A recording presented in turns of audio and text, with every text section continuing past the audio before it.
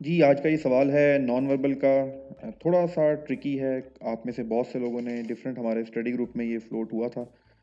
GDP pilots की जो तैयारी कर रहे हैं, सीए की जो तैयारी कर रहे हैं, पीएमए की जो तैयारी कर रहे हैं, उन ग्रुप्स में ये क्वेश्चन हमने फ्लोट किया था। इसका जो जवाब है, बहुत से लोगों ने इसका जवाब बी दिया, बहुत से लोगों ने इसका जवाब ए दिया। हर की अपनी अपनी लॉजिक थी।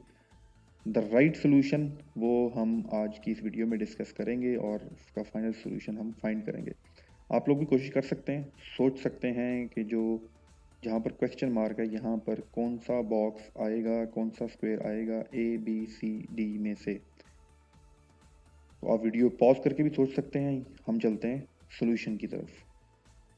तो सबसे पहले ऐसे केसेस में आपने देखना ही होता है कि जो पहली रोज हैं, फर्स्ट रो, उसमें क्या लॉजिक अप्लाई हुई है, सेकंड रो में क्या लॉजिक अप्लाई हुई है, वही जो लॉजिक है हम अप्लाई करेंगे थर्ड रो में, तो हमें उसका आंसर मिल जाएगा।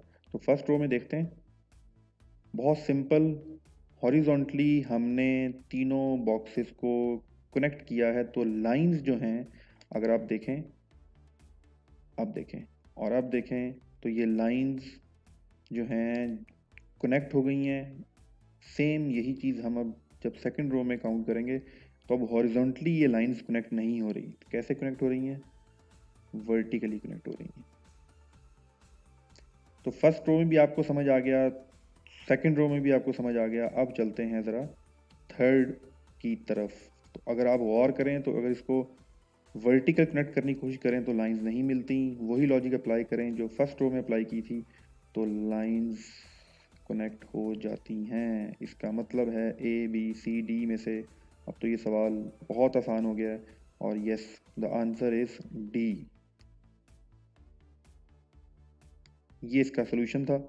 उम्मीद है आपको समझ आ गया होगा और आपने वीडियो एंजॉय भी की होगी। बाकी मज़ीद मालूमात के लिए आप www.issbacademy.com विज़िट कर सकते हैं। Thank you so much.